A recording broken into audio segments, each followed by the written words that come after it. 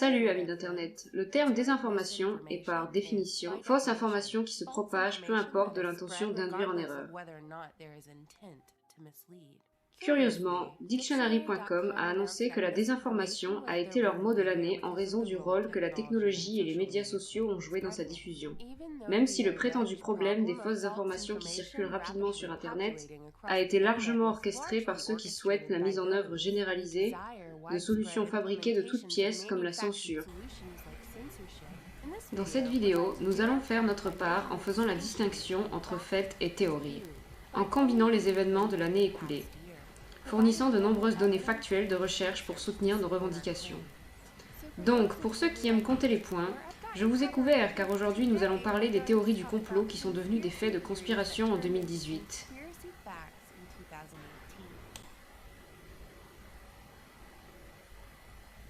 2018 est l'année où la destruction totale de la confidentialité des données génétiques a été révélée à la population. Grâce à la montée en popularité des entreprises de tests ADN à but lucratif, comme Google, 23andMe, ainsi que Ancestry DNA, entreprises qui vendent votre ADN à des tiers fantômes. Pouvez-vous imaginer un monde dans lequel toute personne, à tout moment, pourrait être liée à un crime? Même celui qui a eu lieu il y a des décennies, simplement par une recherche rapide sur une base de données ADN universelle. Bienvenue dans la réalité. La pression pour la divulgation publique d'une base de données universelle a commencé cette année avec un fait divers publié en avril, dans lequel une base de données de généalogie a été utilisée par la police pour résoudre l'affaire classée du Golden State Killer. Le Golden State Killer était un prédateur qui a commis une série de viols et de meurtres à travers la Californie il y a près de 40 ans. Cette année, l'ancien policier Joseph James DeAngelo a été arrêté après que la police ait téléchargé un ancien échantillon ADN provenant d'une des scènes du crime dans une base de données généalogique populaire sous un faux nom. À partir de là, la police a pu identifier un parent génétique du Golden State Killer. Les séquences d'ADN sont uniques non seulement aux individus, mais aussi aux familles. Donc ce n'est pas grave si vous n'avez pas personnellement soumis d'échantillons ADN via un service comme 23andMe. Ces bases de données sont capables de construire des profils sur l'ensemble de la famille si un seul membre soumet son ADN. Associez ça à la vitesse à laquelle les données personnelles sont collectées sur les plateformes de médias sociaux et vendues à des tiers. Quelles sont les conséquences potentielles? Que fait-on avec toutes ces informations? Et la poursuite de la justice pour quelques-uns vaut-elle le sacrifice de la confidentialité génétique pour les masses? La perspective de résoudre les cas de meurtres populaires comme les meurtres du Zodiac ont servi de véhicule pour rallier le soutien du public à une base de données ADN universelle. Et c'est ainsi que notre patrimoine génétique n'a jamais été volé. Mais une grande partie de la population l'a donné volontairement, en payant des frais élevés pour que d'autres profitent de la plus unique chose à leur sujet. À la fin du mois de novembre, des rapports affirmant qu'un scientifique chinois avait créé des premiers bébés OGM du monde, utilisant un système d'édition de gènes outil appelé CRISPR pour supprimer un certain gène dans l'embryon. Le résultat, des jumelles résistantes au VIH, ce que le rapport déclare. Bien que les médias aient couvert l'histoire avec un ton prudent en utilisant des adjectifs comme prématuré, dangereux et irresponsable pour décrire ces expériences, il faut prendre en note que le premier embryon génétiquement modifié qui a fait les gros titres était un essai sous l'apparence de l'éradication de la maladie. Ainsi, ce rapport a donné une tournure positive malgré le capitonnage prudent des médias. Des films comme Gattaca nous ont donné un aperçu des conséquences de l'homme manipulé génétiquement, et ce à quoi le génie génétique forcé pourrait ressembler. Et même si la manipulation génétique a été longtemps surnommée une théorie Frankenstein, c'est maintenant bien la réalité. Les modifications génétiques apportées à ces jumelles seront inévitablement héritées de leurs enfants, ce qui signifie que les effets générationnels à long terme sont inconnus.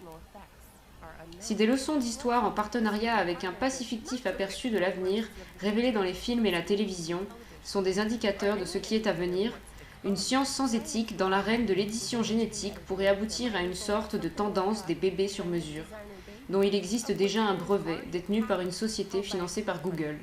Et inévitablement, il y aura une forme d'eugénisme latent si nous suivons cette voie. Pour compliquer encore les choses, le scientifique en chef de ces expériences a disparu après les rapports des jumelles génétiquement modifiées. Officiellement. Curieux, non?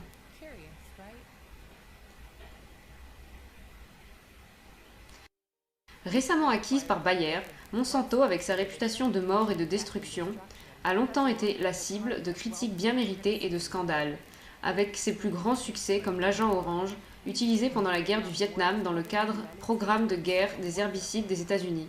L'aspartame, un édulcorant artificiel trouvé dans une gamme de produits de régime qui n'a rien à part un effet sucré sur le corps humain.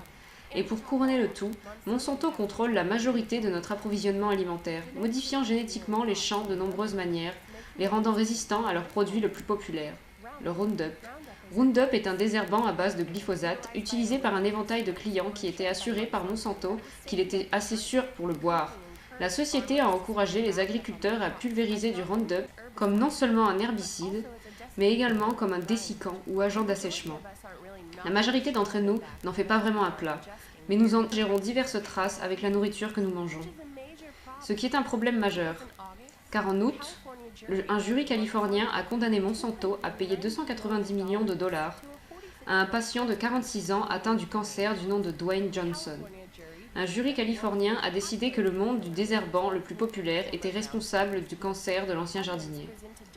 Les preuves présentées au procès ont non seulement montré que Monsanto a agi avec malice, mais a passé des décennies à cacher les dangers de son produit. Les documents de la Cour ont même révélé que Monsanto a payé des tiers pour publier des remarques positives sur la société dans les médias sociaux et autres plateformes en ligne. Donc, s'il y a quelqu'un dans la section de commentaires en ce moment qui fait les enchères de Monsanto, eh bien, béni soit votre cœur. Tout au long de l'histoire, le sang a été dépeint comme un élixir magique en raison de sa connexion au pouvoir. Alors que la fascination pour l'immortalité continue de se faire passer pour une science des temps modernes, des pratiques du passé, pratiques considérées comme trop barbares et occultes pour être mises en œuvre dans une société civilisée et progressive, comme boire le sang des enfants pour rester jeune par exemple, font de nouveau leur apparition. Non, pas dans une saga de Stephanie Meyer et pas dans une série de HBO, mais dans la vraie vie. Une start-up appelée Ambrosia a annoncé en septembre qu'il ouvrirait sa première clinique à New York, chargeant 8 000 $ pour pomper les veines du client plein de sang des jeunes. Les jeunes décrits comme donneurs âgés de 16 à 25 ans, avec le sang ayant le potentiel de lutter contre le vieillissement selon une étude clinique. Mais la popularité croissante de cette pratique ne ferait-elle pas du sang des jeunes une marchandise? Je me demande ce qui pourrait aller de travers ici. Au moins, le fondateur de PayPal, Peter Thiel, sera capable de vivre son rêve. Et c'est tout ce qui compte.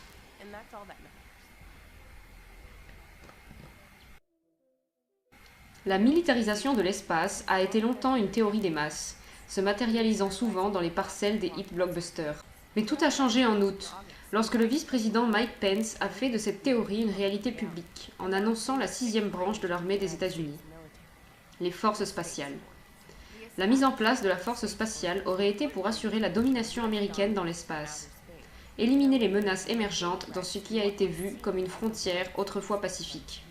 La réaction à l'annonce de la mise en place d'une force spatiale officielle d'ici 2020 a été marquée par des critiques sur l'allocation des fonds et des ressources, dont celle qui sera retirée aux autres branches militaires, au soutien de l'effort de remise en cause des progrès réalisés par la Russie et la Chine, aux craintes d'une invasion d'étrangers sous faux pavillon pour légitimer la 6e branche militaire et unifier le monde sous un gouvernement mondial.